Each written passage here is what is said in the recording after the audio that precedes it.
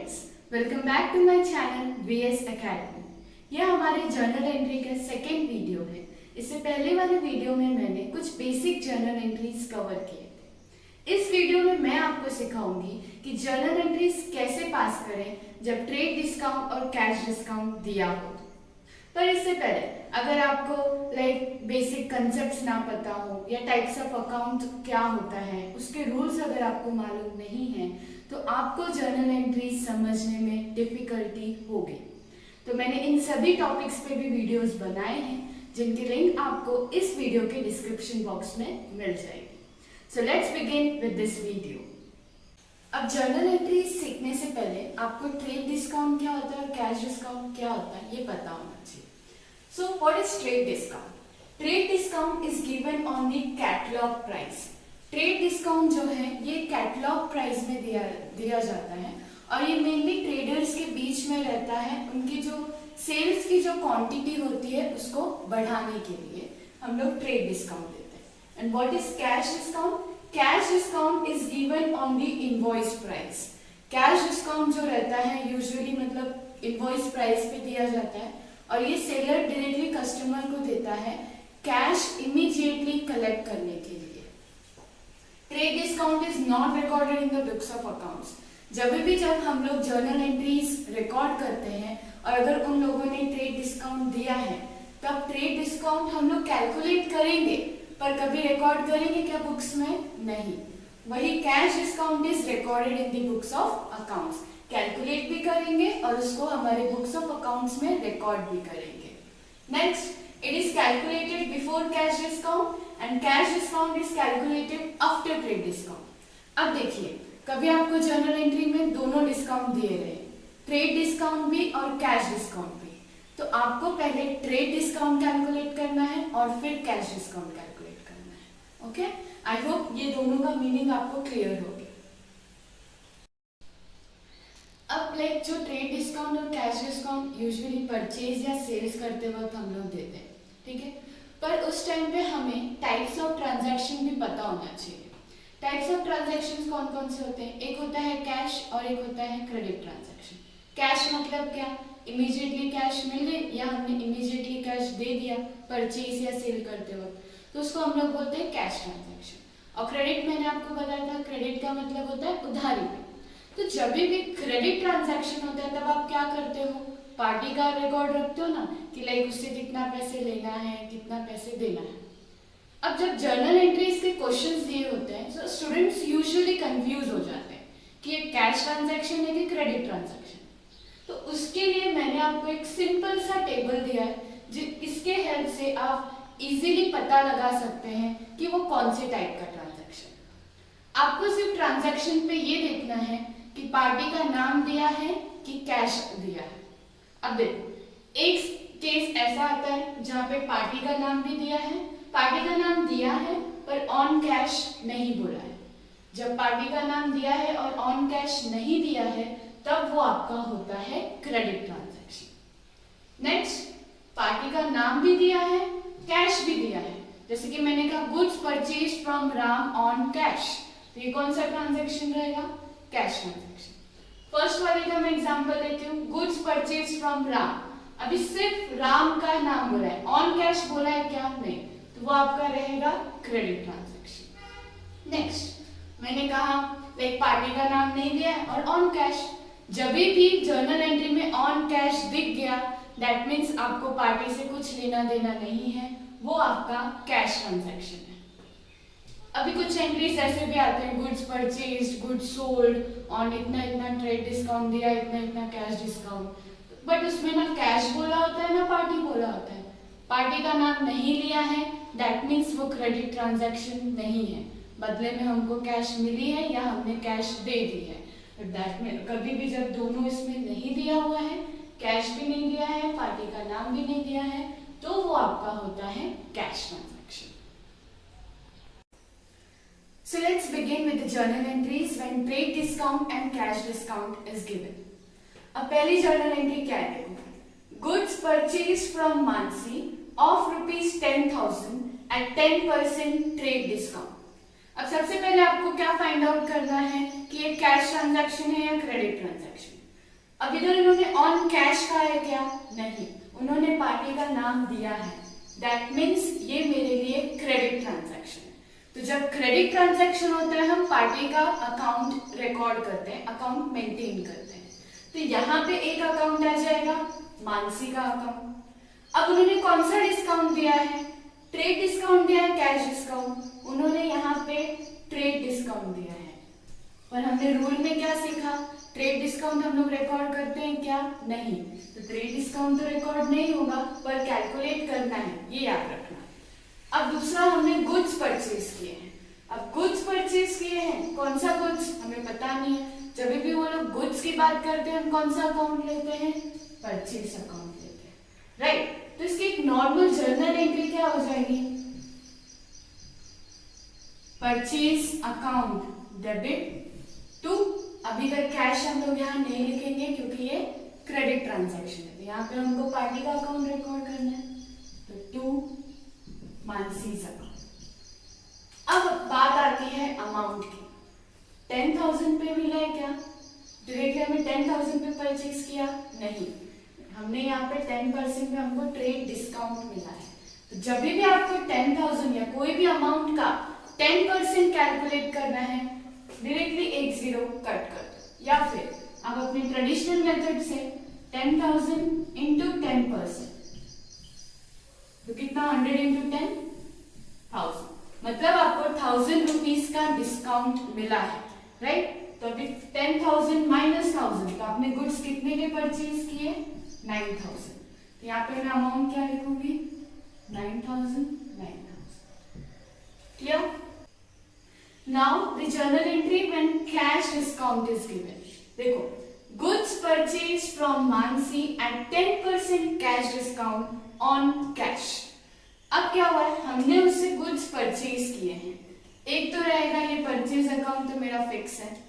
दूसरा, trade discount दिया है या कैश डिस्काउंट दिया है? कैश डिस्काउंट दिया है, मतलब ये कैश डिस्काउंट हमको रिकॉर्ड करना है, तो एक डिस्काउंट अकाउंट भी आएगा। नाउ ये ट्रांजैक्शन कौन सा है, क्रेडिट या कैश? अब पार्टी का नाम भी दिया है और ऑन कैश भी बोला है। जब ये केस आता है तब आपका कौन सा ट्रांजैक्शन होता है? कैश ट्रांजैक्शन आता है। यहाँ पे आपके आएंगे 3 अकाउंट्स, कौन कौन से? कैश, डिस्काउंट और परचेज, ठीक है। अब परचेज मेरे लिए नॉमिनल अकाउंट है, वो तो होगा डेबिट। जब आप परचेज करते हो तो आप क्या करते हो? पैसे देते हो, तो कैश इज गोइंग आउट, तो कैश को भी आप करोगे क्रेडिट। अब देखो, परचेज को मुझे करना है डेबिट, तो परचेज अकाउंट डेबिट। जब परचेज करोगे cash is going out to cash account.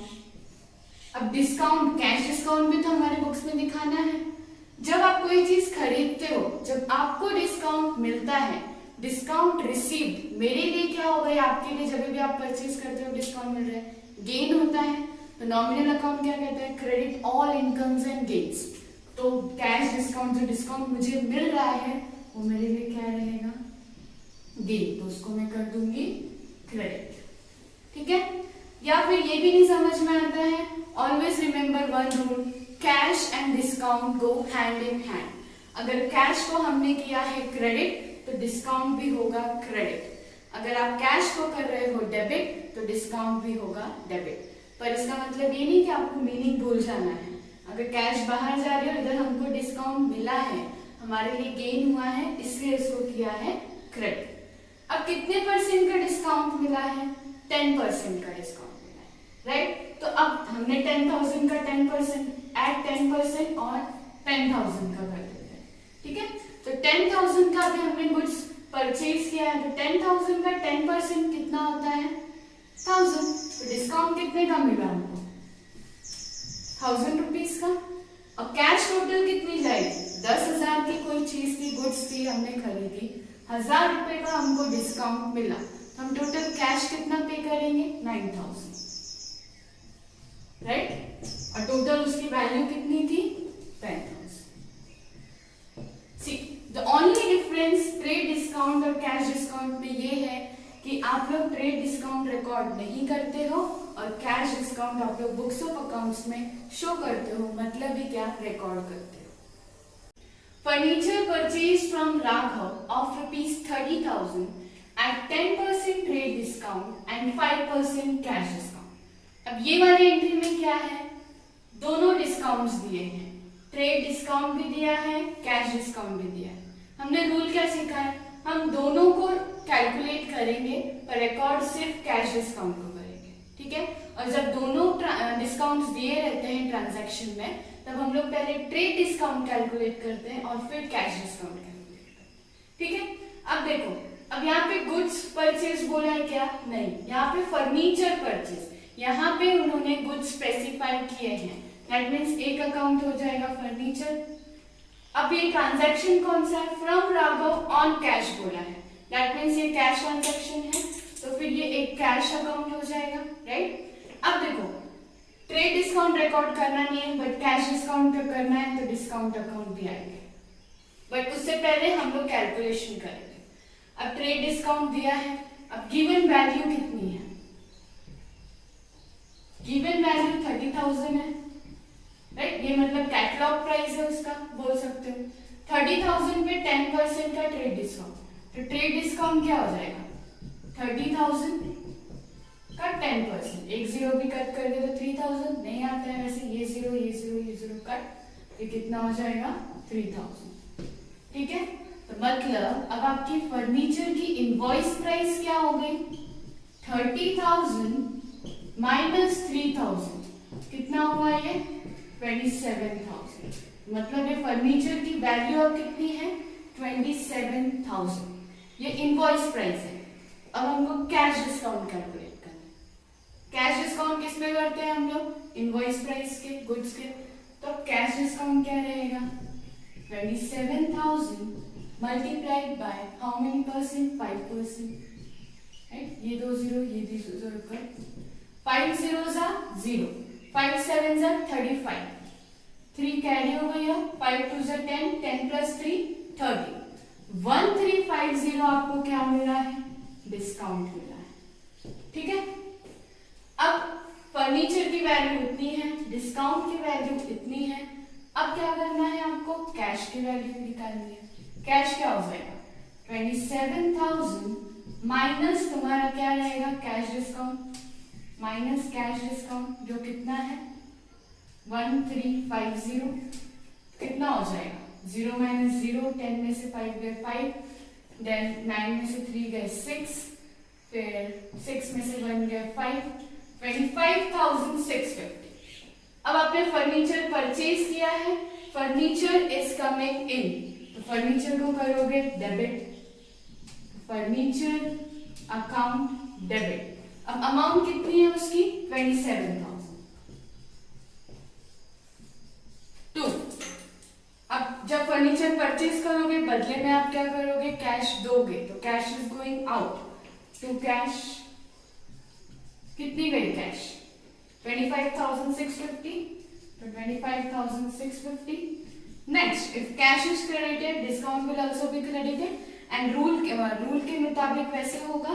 और क्यों हम डिस्काउंट को क्रेडिट करेंगे, क्योंकि परचेज करते वक्त हमको डिस्काउंट मिल रहा है, हमको कम पैसे देना पड़ा, राइट।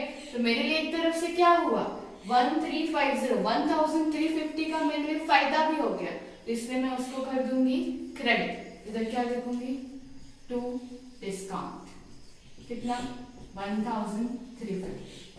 सो इन शॉर्ट, जब ट्रेड डिस्काउंट कैश डिस्काउंट दोनों दिया हो तो पहले ट्रेड डिस्काउंट निकाल लो, ठीक है। बट हमने इसको रिकॉर्ड किया क्या, नहीं, तो ये रिकॉर्ड नहीं होता है। फिर उस पे फर्नीचर की वैल्यू निकालो, उसको ट्रेड डिस्काउंट माइनस करने के बाद आपको मिल जाएगी इनवॉइस प्राइस।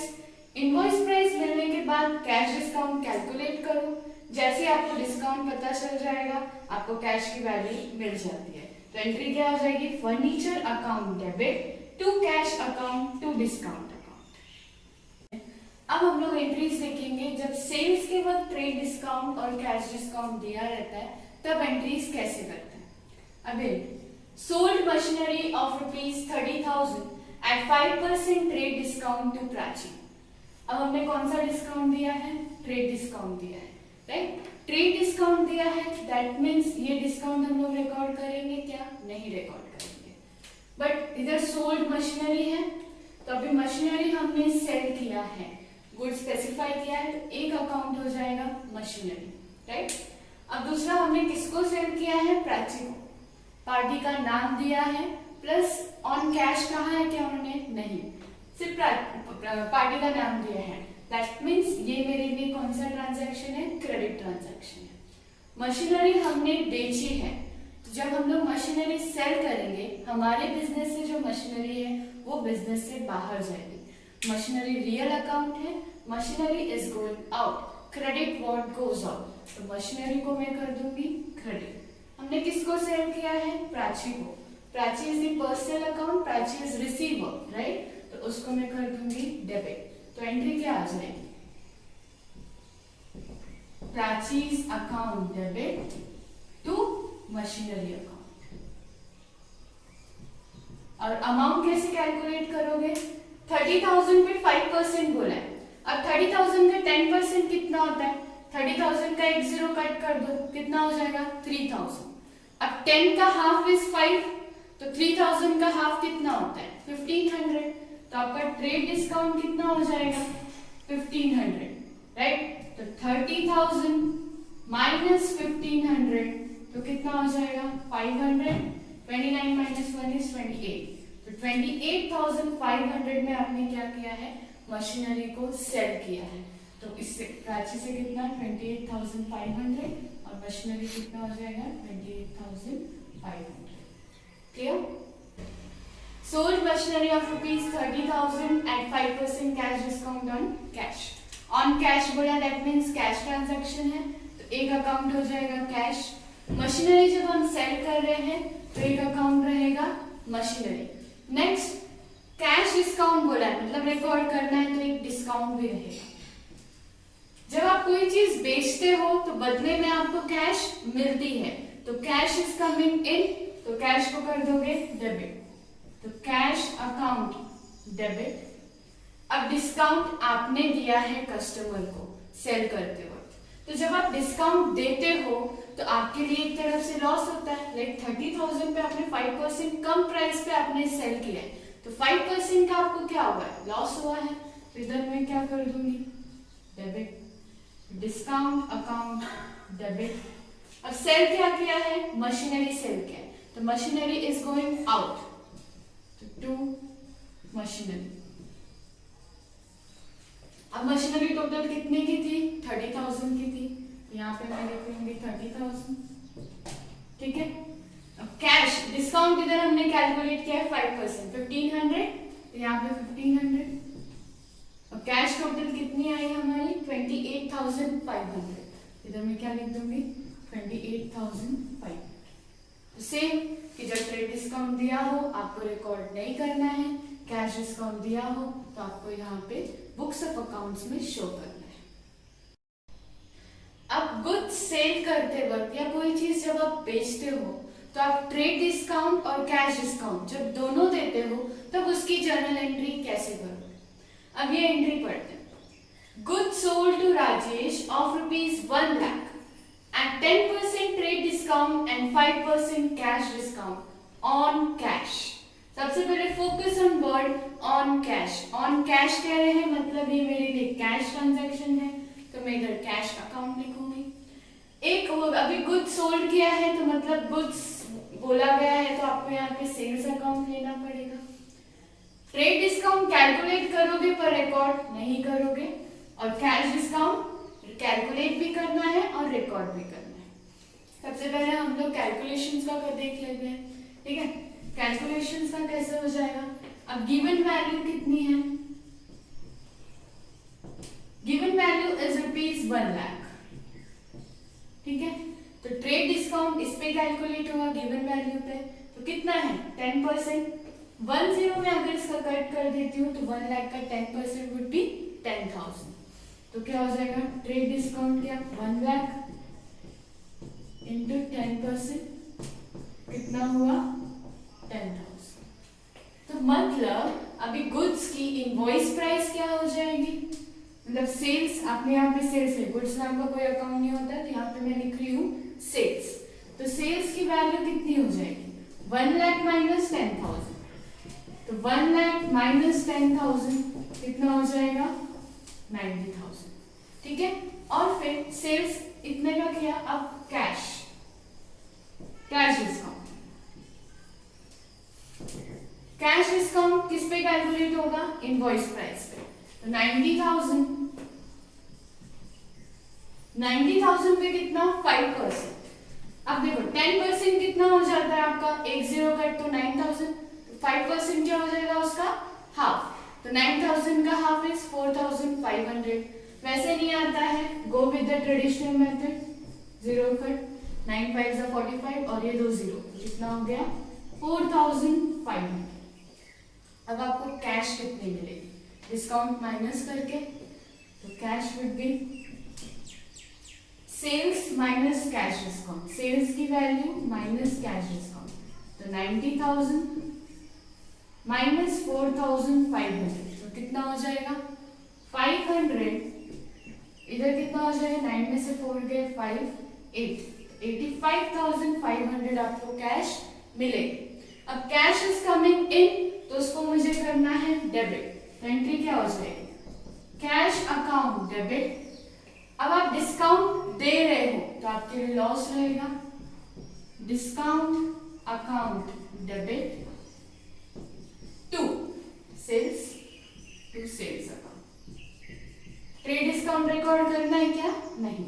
अब कैश की वैल्यू कितनी है 85,500, डिस्काउंट कितना दिया हम लोगों ने 4,500, तो टोटल सेल्स कितने का था 90,000, ठीक है। जब भी दोनों डिस्काउंट दिया है, पहले ट्रेड डिस्काउंट कैलकुलेट कर लो, फिर कैश डिस्काउंट और फिर उसके accordingly journal entries pass. I hope that you all understood the concept of trade discount and cash discount in journal entry. Thanks for watching this video. If you like this video, then do like, share and subscribe. And to never miss the video from VS Academy, hit the bell icon.